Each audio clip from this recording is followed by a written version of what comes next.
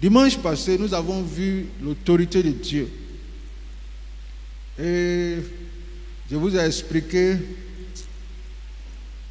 en long et en large qu'est-ce que c'est que l'autorité de Dieu. Je vais parler l'équilibre, c'est l'équilibre entre, je vous ai expliqué la différence entre unité de Dieu et autorité de Dieu. Et sur l'écran, on vous avait montré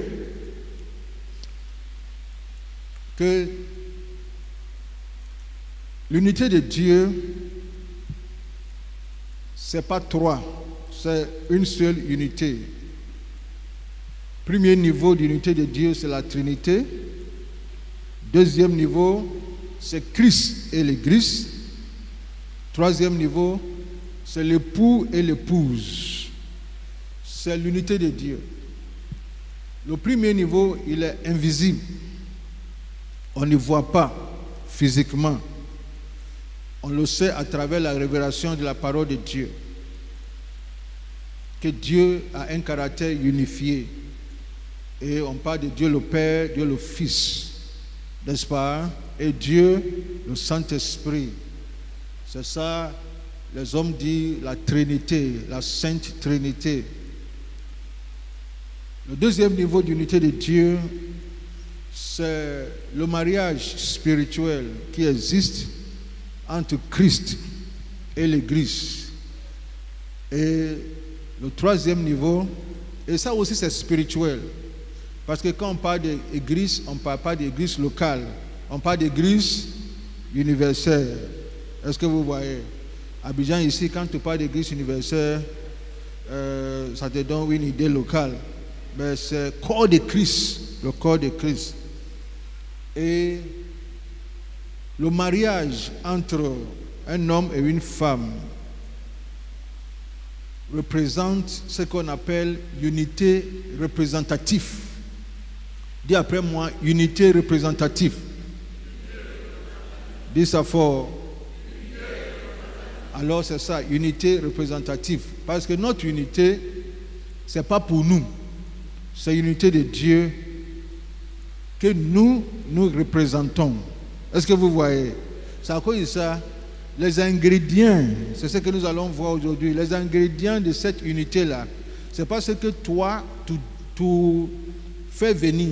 C'est ce qui existe déjà en Dieu que nous manifestons. Est-ce que mon français est clair? Ça existe déjà en Dieu que nous manifestons. Si tu veux que ton mariage aille loin, il faut comprendre qu'est-ce que c'est que les ingrédients de cette unité de Dieu. C'est ce qu'on va voir ce soir. Et on a aussi vu l'autorité de Dieu. Et nous avons aussi souligné qu'on n'a pas trois autorités. Mais on a une seule autorité qui est l'autorité de Dieu. Le premier niveau d'autorité de Dieu, c'est Dieu le Père lui-même qui est la tête, qui est le chef, qui est l'autorité. Alors il est l'autorité suprême, il est l'autorité absolue, l'autorité finale. Le deuxième niveau, c'est Christ. Lui aussi, il est l'autorité suprême, l'autorité absolue, l'autorité finale. Le troisième autorité, c'est l'homme. L'homme n'est pas l'autorité absolue. Pourquoi l'homme n'est pas l'autorité absolue? Parce qu'il représente l'autorité de Dieu. Est-ce que vous voyez? Si je représente quelque chose, je ne peux pas être le final. Mon français est clair? Je ne peux pas être l'autorité. L'homme n'est pas l'autorité finale. L'homme n'est pas l'autorité absolue. L'homme n'est pas l'autorité suprême. C'est comme les rois et les hommes, les pasteurs, etc. Personne n'est autorité suprême. Chaque fois que quelqu'un se fait autorité suprême, l'autorité, Dieu lui-même là, il enlève celui-là. Si vous regardez dans la Bible, vous allez voir. Alors, la personne qui représente l'autorité de Dieu, il doit représenter cette autorité dignement. Ça veut dire quoi? C'est comme l'ambassadeur de Côte d'Ivoire qui est en France. Il n'est pas de lui-même et il n'est pas en lui-même. il est soumis à la constitution de la Côte d'Ivoire. Ça c'est vrai, non? Et il est soumis aussi à la personne qu'il a nommé ambassadeur, qui est le président de la République. Il est le représentant de la nation, il est aussi le représentant du président de la République. Alors, il ne va pas rester en France pour faire ce qu'il veut contre la loi de la Côte d'Ivoire. Est-ce que mon français est clair? Alors, l'homme, il est comme ça. Dans le foyer, je suis l'ambassadeur de Dieu dans ma maison. Et prophétiquement parlant, ma maison est un territoire prolongé du royaume de Dieu. Ce sont les choses que tu dois comprendre. Parce que là où l'ambassadeur est, cette parcelle-là n'appartient plus à l'état d'accueil, bien que ça soit dans un territoire d'accueil. Mais c'est un territoire prolongé. Dis après moi, territoire prolongé.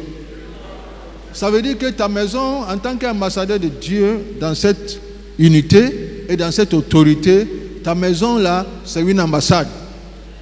Et c'est l'ambassade de Dieu sur la terre. Dis-moi Amen. C'est très important. Toute vérité, elle est parallèle. Ce qui est vrai dans le physique, l'est déjà dans l'esprit. Pas l'est aussi. L'est déjà dans l'esprit. Alors si tu vois, l'unité de Dieu, elle est horizontale. Mais l'autorité de Dieu, la fraîche, elle est verticale. Alors, si tu vois bien, ça nous donne une image parfaite de la croix. Ça nous donne une image parfaite de la croix. Ça veut dire que notre unité et notre autorité est basée sur la croix. Est-ce qu'on se communique? Est basée sur Christ, qui est le modèle parfait d'unité de Dieu et le modèle parfait d'autorité de Dieu. Aujourd'hui, je vais parler de l'unité de Dieu. L'ingrédient principal de l'unité de Dieu, c'est koinonia. C'est un mot grec, koinonia. Koinonia est un mot grec qui traduit en français nous donne le mot communion. Communion. Dis après moi, communion. Alors, koinonia, c'est la communion d'esprit, c'est la communion de l'âme et la communion des biens. Quand tu lis Actes chapitre 4, le verset 32, la Bible dit, or, la multitude de ceux qui avaient cru n'était qu'un cœur. On parle de l'église primitive. La multitude de ceux qui avaient cru n'était qu'un cœur, qu'une âme. Et personne ne disait que rien de ce qu'il possédait fût à lui. Mais toutes choses étaient communes entre eux. C'est ce qu'on appelle koinonia. C'est la communion d'esprit. Dans ce passage-là, ce n'est pas dans le cadre du mariage, mais c'est dans le cadre de l'église, où les frères et sœurs, plusieurs personnes, nous sommes en Acte 4. En Acte 4, là, ils avaient des milliers de fidèles à ce moment-là. Des milliers de fidèles. Mais la Bible dit, malgré leur nombre, ils n'avaient que un seul, aide-moi, un seul cœur, une seule âme. Et tous les biens étaient à la disposition de tout le monde. Est-ce que vous voyez? C'est ça qu'on appelle communion. Communion. C'est ça qu'on appelle koinonia en grec. La Bible parle aussi de la communion des souffrances, la communion des joies et la communion des peines. On va parler de ça. Dans le contexte du mariage, en plus de communion du cœur, où papa et maman, monsieur et dame, les deux cœurs sont liés. Il y a une communion du cœur entre les deux. Il y a une communion de l'âme. Il y a une communion des biens. Ça veut dire que si je viens au mariage avec un enfant, l'enfant là devient... Non, aide-moi. L'enfant là devient notre enfant. Je n'ai pas besoin de mentir pour dire que je n'ai pas enfant. Et j'envoie mon enfant là à ma soeur au village. Et demain ça va sortir. Et je vais trahir ma femme ou mon mari. Si tu m'aimes, tout ce qui est sur moi, tu dois. Si mon nez est long, tu dois commencer à aimer long nez à cause de mon nez long. Est-ce qu'on se communique? Si je n'ai pas de cheveux, et c'est quoi qu'on appelle ça? C'est chauve. Tu dois commencer à aimer les hommes chauves. À cause de qui? À cause de moi.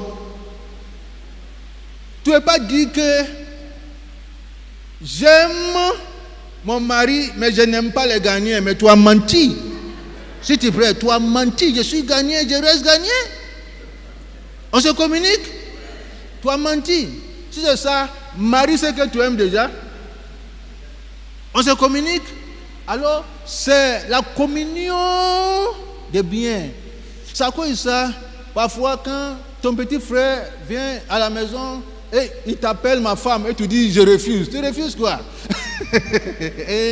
C'est la tradition, n'est-ce pas? Dans la tradition là, en réalité, si ton mari mourait, en réalité, selon la tradition là, il devient. C'est même dans la Bible. Est-ce que vous voyez? Alors, il faut comprendre la notion de communion. Il faut comprendre. Je ne suis pas en train de décourager, je ne suis pas dans le régime de communauté de biens, de comment on appelle ça. C'est ça, c'est pas de ça que je parle. Ça là, c'est entre vous. Mais ce que je suis en train de dire, tout ce qui appartient à monsieur appartient à madame. Ce n'est pas affaire de cette voiture-là, on ne touche pas. J'ai acheté ça cher. Je n'ai pas encore payé. On ne touche pas. Non. C'est la communion. Dis après moi la communion. Dans le contexte du mariage, koinonia implique la communion du corps. Dis après moi la communion du corps. Ça veut dire quoi? Ça veut dire que le corps de la femme ne lui appartient pas. Ou bien le corps de la femme appartient à qui? À son mari. Et le corps de l'homme appartient aussi à sa femme. C'est pas pour toi. Ça, il ne faut pas mettre des murs au milieu. Est-ce que mon français est clair?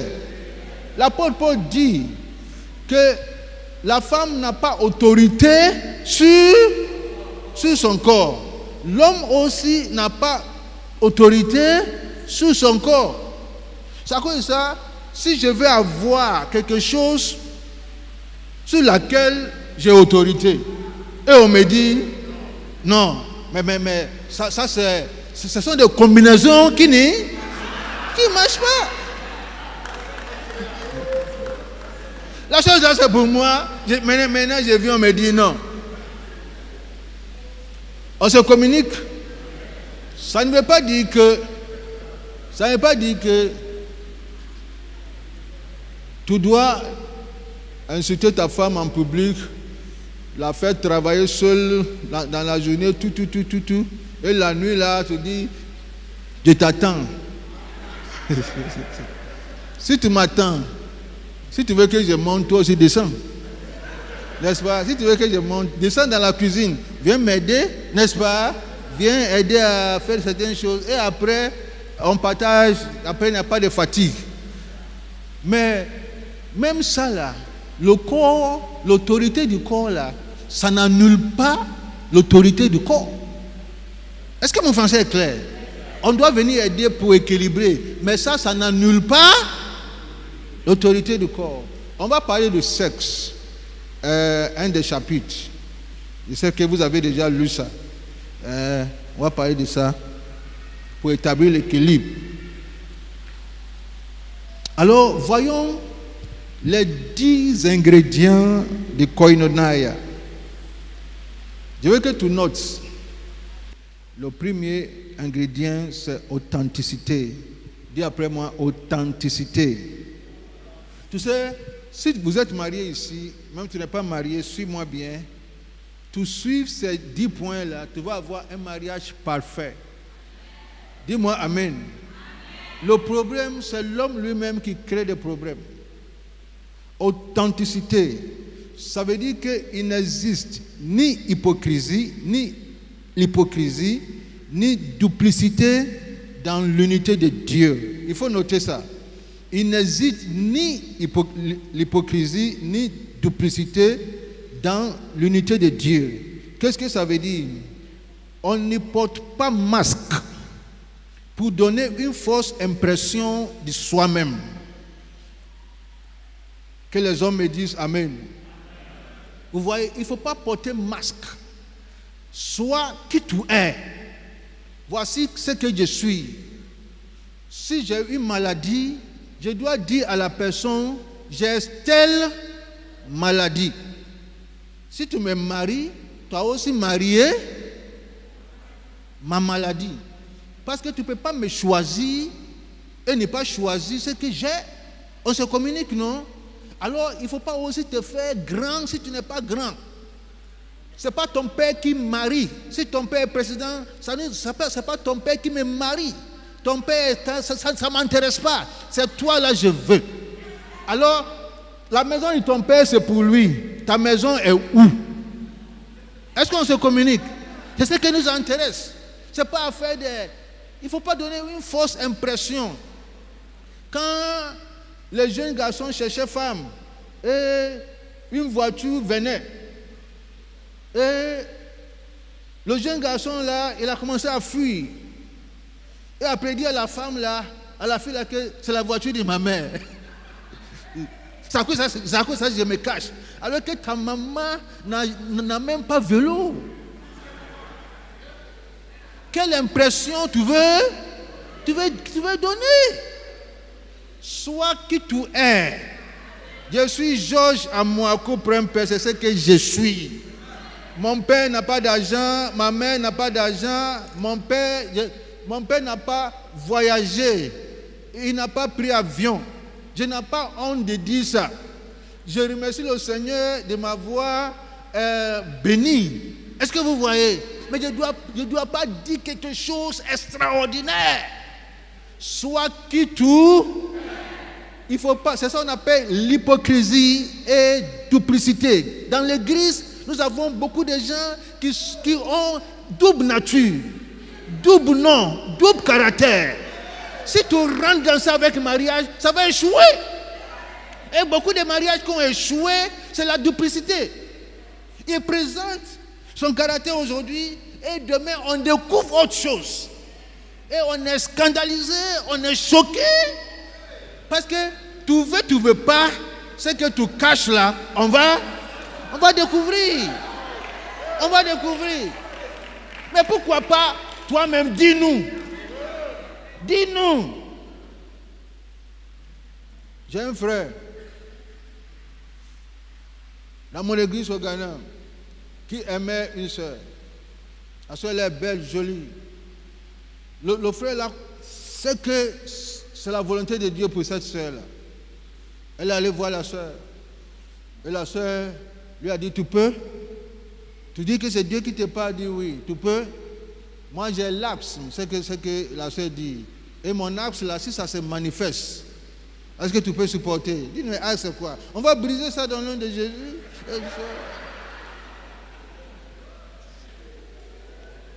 Et la soeur dit, il n'y a pas de problème.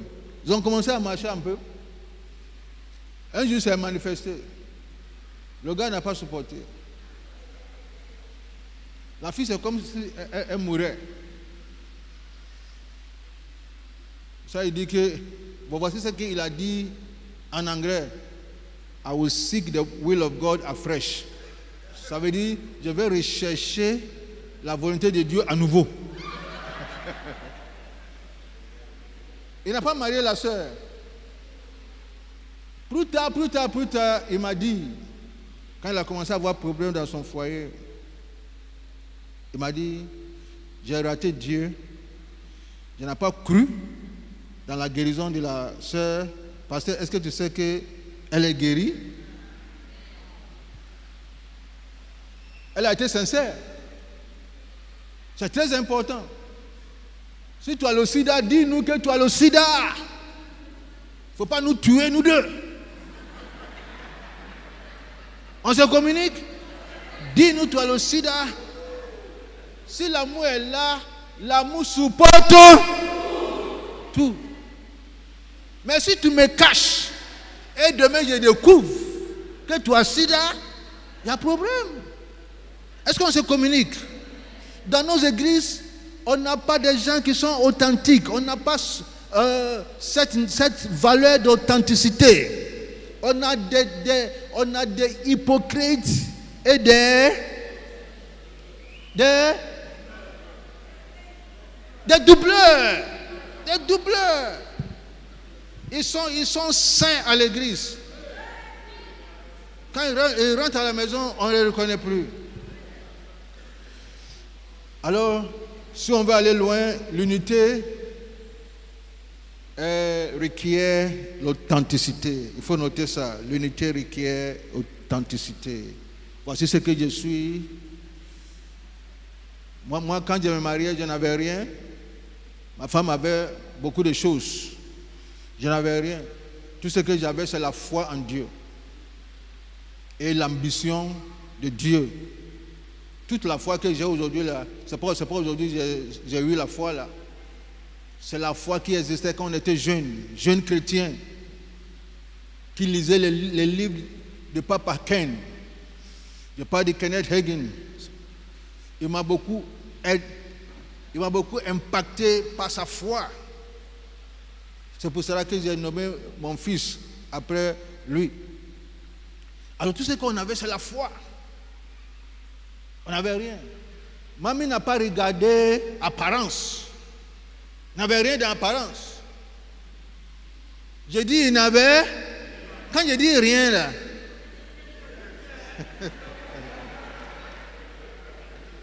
Quand je dis rien là, c'est pratiquement rien. C'est-à-dire s'il y a un mot derrière rien, je cherche un mot derrière rien. Je ne sais pas. J'allais utiliser ce mot là. Mais cette femme de foi n'a pas regardé apparence. Applaudissez-la pour moi.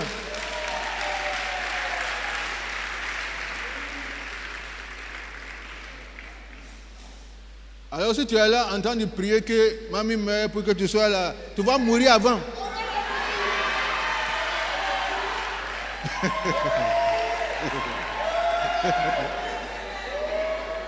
Parce que toi tu regardes Pharaon. Toi tu regardes, comment on appelle ça? Mais c'est ce que tu regardes. Mais elle avait vu ça dans la foi. Dans la foi.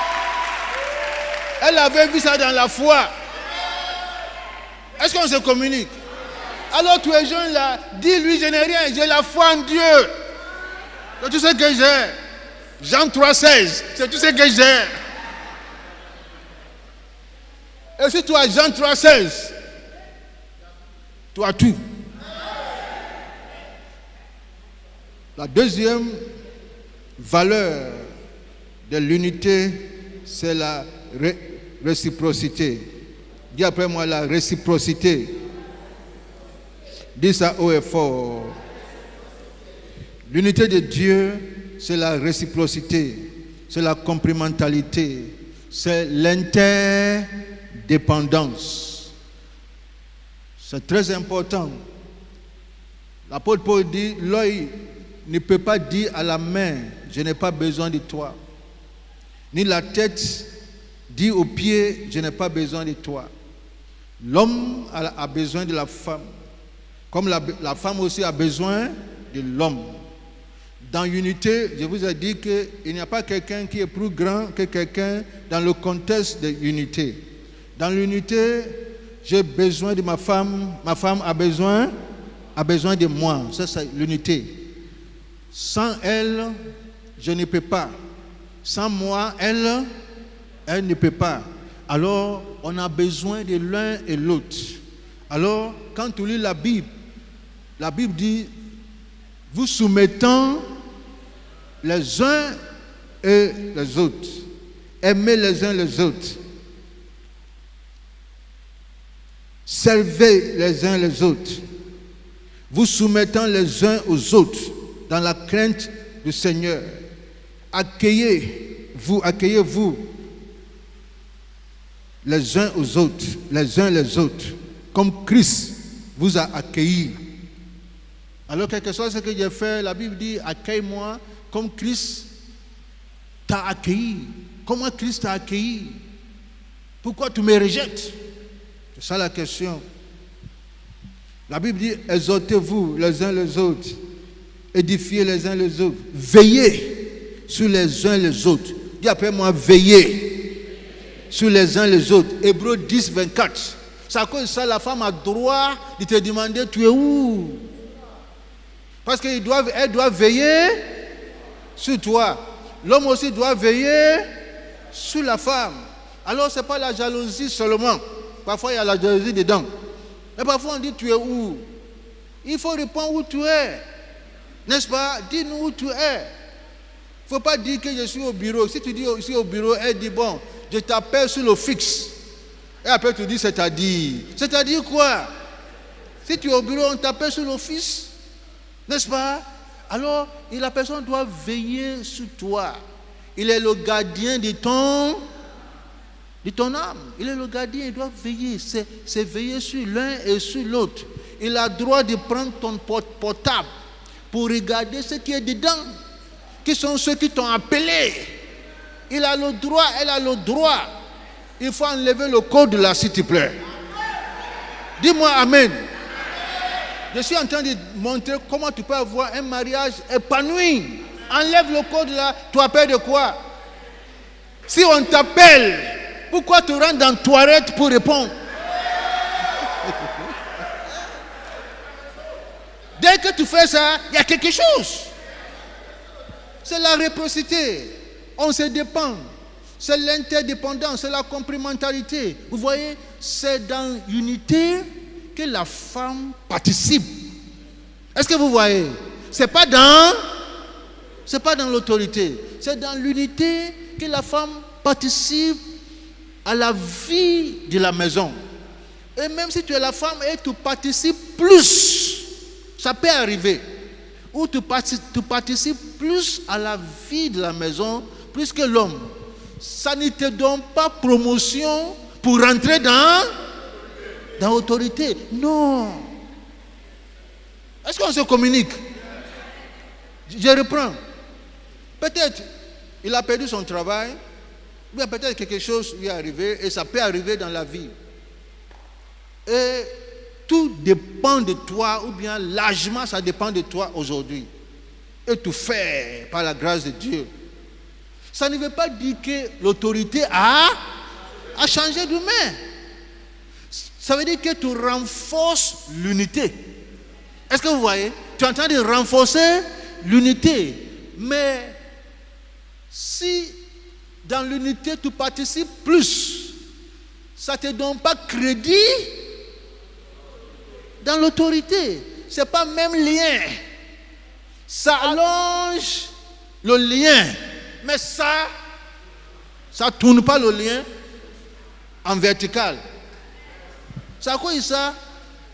Fais attention à ce que tu dis. Pas parce que tu payes ça, et c'est toi, tout dépend de toi. Et tu vas dire que mais toi, tu fais quoi dans cette maison? Non. Non, s'il te plaît. Dis-lui non, s'il te plaît. Non.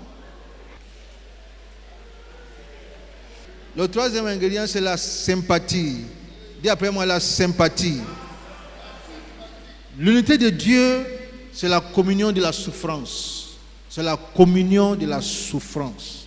Il s'agit de comprendre et partager la douleur de son conjoint. Partager la douleur de son conjoint. Quand tu lis Exode 3, Dieu disait à Moïse concernant Israël, j'ai vu sa souffrance. J'ai entendu les cris que lui font ses oppresseurs. Et Dieu dit, je connais sa douleur. C'est ça. Dieu connaît la douleur de sa femme, d'Israël. Et l'apôtre Paul dit, si un membre souffre, tout le corps souffre. C'est ça, la communion de la souffrance. Ça peut arriver. C'est à cause de ça, dès que les gens sont devant l'autel, on leur dit pour le bonheur et pour le pire. Et ils ne voient pas ce que ça veut dire. Ça peut arriver. Ou quelque chose peut se passer. Mais il y a la communion de la souffrance. Où ici, je comprends. Je partage la douleur de mon conjoint. J'accepte la situation. Et j'accepte. Et en cette période-là, je deviens plus proche d'elle ou plus proche de lui que jamais. Est-ce qu'on se communique? Tu sais, parfois, les hommes du monde même, ils sont plus forts en ça. J'ai suivi ce qui s'est passé au président Clinton. Quand il y avait le scandale, et j'ai vu sa femme qui était plus proche. Ça ne veut pas dire que sa femme ne lui reproche pas de quelque chose, n'est-ce pas? Mais ce que sa femme a contre lui là, ça se règle ça où? Dans la chambre. Mais quand on sort là, mon mari a fait, qui doit couvrir mon mari? Si ce n'est pas la femme. Qui doit couvrir la femme? Et on a vu Hillary Clinton derrière son mari. Derrière son mari. Ça ne veut pas dire qu'elle son mari, non, son mari n'est pas parfait. Quand l'affaire du DSK est venue, on a vu sa femme, n'est-ce pas? Mais pourquoi église? Nous on connaît la Bible, on a le Saint-Esprit. Un petit problème, Dieu m'a dit. Dieu t'a dit quoi? Est-ce que tu penses que c'est ça Dieu parle? Non. Dieu m'a dit de laisser. Dieu m'a dit que c'est plus ça. Et il va y avoir un prophète qui va sanctionner ça. Dieu a dit que ce n'est plus ça. Qui t'a dit ça? Il ne faut pas être un époux ou bien une femme de bon temps. Du beau temps. Quand ça va, c'est mon mari. Quand ça chauffe, ça même là, mes parents m'avaient dit. Mais si tes parents t'ont dit, toi tu dis quoi? Toi là, tu avais dit quoi hier? Si tu as accepté, tu assumes. Tu assumes. Il y a la communion de souffrance. Apôtre Paul dit en Philippiens 3, le verset 10. Oh, voyons Philippiens 3, le verset 10. Écoute ce que Paul dit. Il dit que je le découvre, que je le connaisse. That I may know him. That I may know him. And the power of his resurrection. Que je le connaisse. Et la puissance de sa résurrection. Et la communion de sa souffrance. Paul dit, je vais faire part à la souffrance de Christ, la communion, je vais partager, je vais connaître comment mon Seigneur a souffert. Ça c'est une autre dimension. Il y a la communion de souffrance, où l'autre souffre, il y a une maladie. Il ne faut pas lui dire, va au village, va te soigner. Et derrière elle, tu as déjà mis pied sur un autre caillou. Lève la main et dis, Seigneur, aide-nous tous. Et tu dis, Seigneur, que ta volonté se fasse. Si tu veux l'appeler, appelle-la. Appelle-la sorcier. Appelle-la. Tu sais pourquoi tu fais cette prière. Appelle-la. Alors que si c'est toi, elle a attaché sa ceinture, elle est en prière. Tout veillé, elle est là-bas. Et ton nom est devant. Il y a la communion de souffrance, s'il te plaît. La communion de souffrance.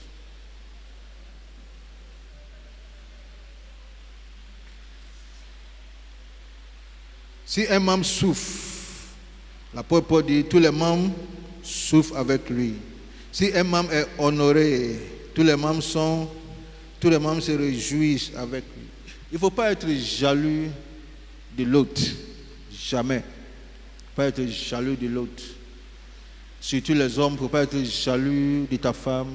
Si Dieu l'élève au bureau, on augmente son salaire et son salaire est plus grand que toi, il ne faut pas être jaloux.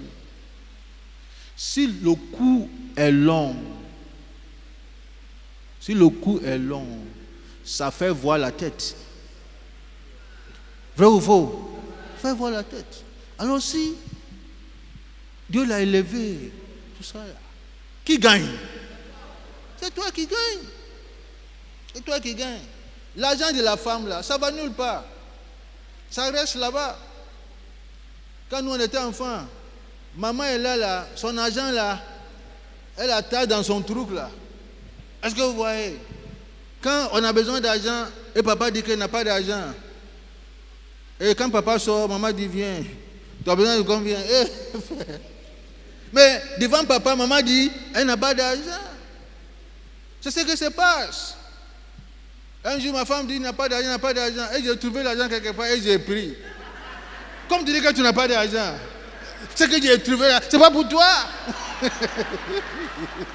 pas pour toi. Et tout ce qui est chez moi m'appartient. C'est ça.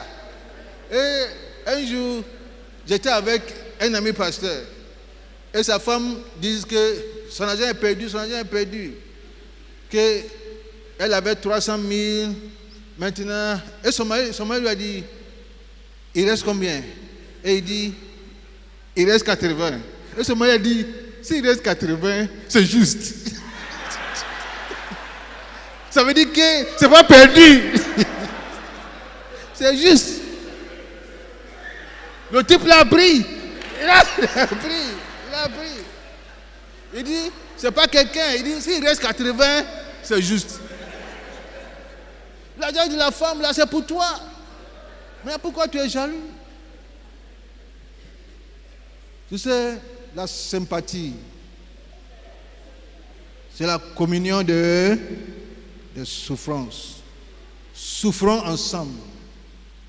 L'apôtre Paul dit, si nous souffrons avec lui, nous régnerons aussi avec lui. Fais attention aux jeunes filles. Il ne faut pas régner avec quelqu'un avec qui tu n'as pas souffert. Si tu es homme, il faut noter ça. Tu es homme, tu es pauvre, tu es honnête, tu es correct, tu es humble. Dieu ouvre une petite porte, on ne te reconnaît plus. Tu ne peux pas aller loin. Est-ce que mon français est clair? Non, tu ne vas pas aller loin. Tu ne vas pas aller loin. Et maintenant, on ne te reconnaît plus. Tu ne vas pas aller loin. Le principe, c'est que si tu souffres avec Christ, tu régneras avec lui. C'est ça le principe. Si elle a souffert avec toi, règne avec elle. Il y a la tolérance. Ça, c'est le point 4. Il y a la tolérance. Qu'est-ce que ça veut dire? Comprendre son conjoint, comprendre son mari, comprendre sa femme et l'accepter tel qu'il est. Est-ce que mon français est clair? Le supporter et l'aider à favoriser sa transformation. C'est ça la tolérance. On ne change pas d'un coup. Est-ce que mon français est clair? On ne change pas de jour au lendemain. La personne vient de quelque part, toi aussi tu viens de quelque part. C'est pas parce qu'on est marié, je dois faire ce que tu fais. Toi, tu arranges les choses. Voici, pas d'entreprise est ici, et cette là ici, savon aussi est quelque part. Tout est en ordre. Le gars là, d'où il vient là, c'est pas ça. D'où il vient là, le savon là, c'est pour 5 personnes. Et d'où il vient là, on n'ouvre pas douce là et ça sort. D'où il vient là, c'est chaud. Et on met, et après tout est mouillé. C'est d'où il vient. Toi, d'où tu viens, c'est différent. Soit parce qu'on s'est marié là, net là, et tout est en ordre. Même s'il ouvre ça là, il y a l'onction de... Et ça sort partout. Parce qu'il faut délivrer le type là avant de l'accuser. Et il y a un problème. Tu as mis savon là où il ne sait pas. Où il a mis savon là. On ne change pas du jour au lendemain. La transformation est un processus, s'il te plaît. C'est un processus. Accepte-moi comme je suis. D'abord, si tu veux que je change, accepte-moi comme je suis d'abord. Comprends mon arrière-plan d'où je viens. Accepte ça. Avec la tolérance, aide-moi. N'est-ce pas? Aide-moi. Dis-moi que ça là, si on met ici, c'est bon. Si on met ici, même s'il n'y a pas de lumière, on peut trouver. Dis quelque chose pour me convaincre. Il ne faut pas dire, mais toi, toujours de partout comme ça. Quel homme ça? Non, c'est la tolérance. Dis la tolérance. C'est la même chose pour la femme. Tu vas trouver un caractère que tu n'as jamais vu. Et te dire en elle, tu es dans délivrance. Mais ça là, ça dépasse la délivrance. On appelle ça, Rick Warren appelle ça GSL. GSL. Grâce supplémentaire requise. Tu as besoin de grâce supplémentaire pour vivre avec elle. Est-ce que vous voyez? Et transformation là, c'est pas, hé Seigneur, kababababa, poum, elle tombe, lève-toi, elle tombe, lève-toi, elle tombe, elle se réveille, tu es délivré. Oui, je suis délivré, mais je dois être affranchi. L'affranchissement là, c'est un temps. Dieu lui-même là, il a délivré Israël, non? Il n'a pas pris 40 ans pour délivrer Israël. Mais il a pris 40 ans pour les transformer. Ça même là, il n'a pas pu transformer tout le monde. Vrai ou faux? Vrai ou faux? Ceux qui n'ont pas pu transformer là, il les a tués. Alors, il y a la tolérance dans le mariage. Il y a la tolérance. Dis à ton frère, il y a la tolérance. Tu es pressé pour aller où? Jésus lui-même là, il n'a pas fini de me transformer. Mais ce n'est pas toi qui vas m'exiger certaines choses. Si tu es prêt. Un peu, on va y arriver. Est-ce que Jésus, il a fini sa transformation? Non, réponds-moi. Il n'a pas fini. Ça veut dire qu'il y a évolution. Quand j'ai accepté Christ aujourd'hui, il y a évolution. Mais où je devais être là, est-ce que je le suis? Mais pourquoi toi tu veux que je sois là aujourd'hui? Ça fait 2 ans qu'on est marié. Hein? 2 ans seulement là, je sais que tu existes. Tu n'as rien vu encore. Comprends son conjoint, l'accepter tel qu'il est, le supporter et l'aider à favoriser sa transformation. Transformation, ça va venir. Mais ce n'est pas automatique. Laisse-moi finir avec le 5e point, c'est le pardon. L'unité de Dieu, c'est pardonner. Ça veut dire gracier son conjoint en tenant compte de la grâce dont l'offensé a lui-même bénéficié du Seigneur. Il faut comprendre, suis-moi bien, il faut comprendre le pardon selon Dieu. Le pardon selon Dieu, c'est pardonner. Ça veut dire gracier son conjoint ou sa conjointe. Et quelle est la motivation de mon pardon? Pas parce qu'elle m'a demandé pardon, non. En tenant compte de la grâce dont moi-même j'ai été bénéficiaire.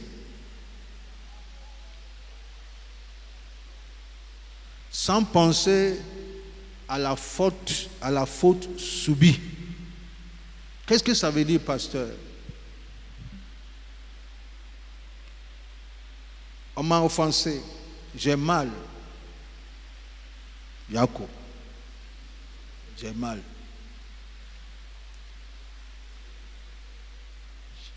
Je dois pardonner à mon épouse ou à mon époux. Mais en le pardonnant, ou bien en la pardonnant, en lui pardonnant, je pense à quoi?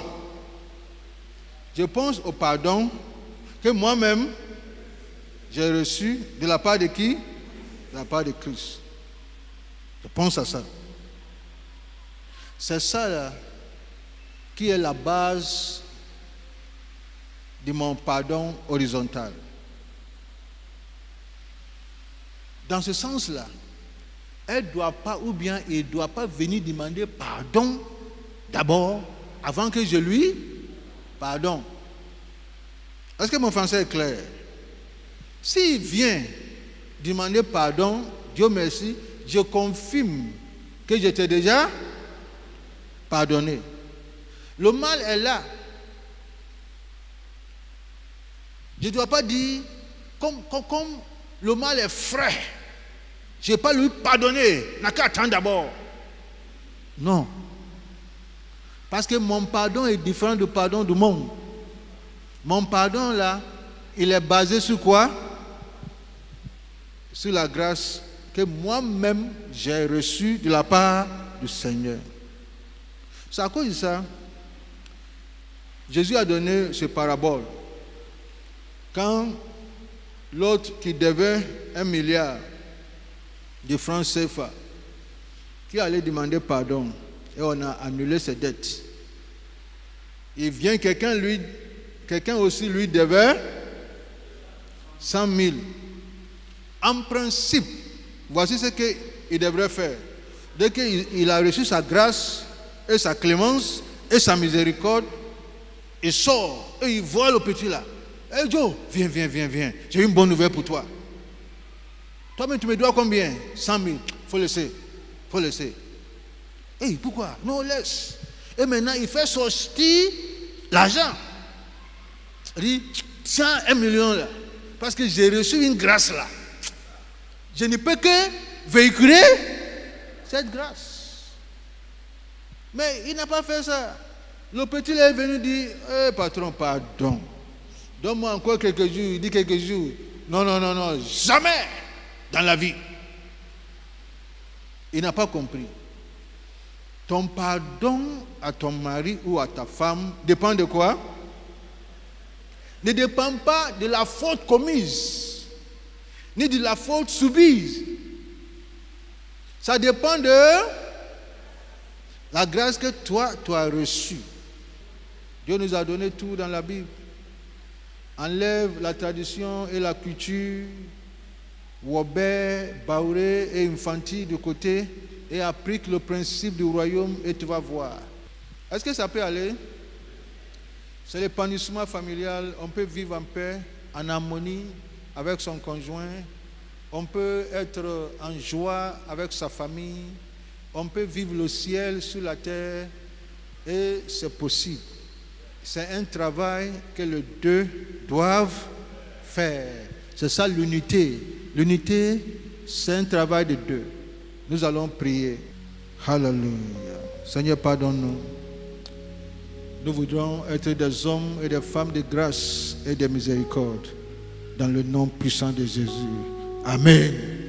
Saviez-vous que vous êtes indivisiblement unis à votre épouse ou époux, tout comme Christ l'est avec l'Église, et que le lien vous unissant est le même que celui qui unit Dieu le Père à son Fils?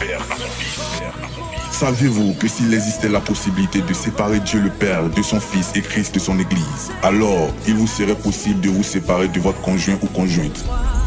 Saviez-vous que votre famille est le reflet de la famille invisible, indivisible et invincible de Dieu sur terre? Pour en savoir davantage, la Maison de la Destinée vous invite à prendre part aux 40 jours d'épanouissement familial qu'elle organise. Du 8 mars au 16 avril 2017, lancement officiel, dimanche 5 mars de 8h à 10h. Au programme, temps d'enseignement, de prière, de ministère, de bénédiction et d'action prophétique. Tous les jeudis et vendredis de 18h30 à 21h. École de mariage au bénéfice des foyers en difficulté. Tous les samedis, du 11 mars au 8 avril 2017, de 10h à 11h30. Culte dominicaux tous les dimanches, 7h00, culte francophone, 8h45, culte francophone, 10h45, culte anglophone, 11h00, culte de la jeunesse.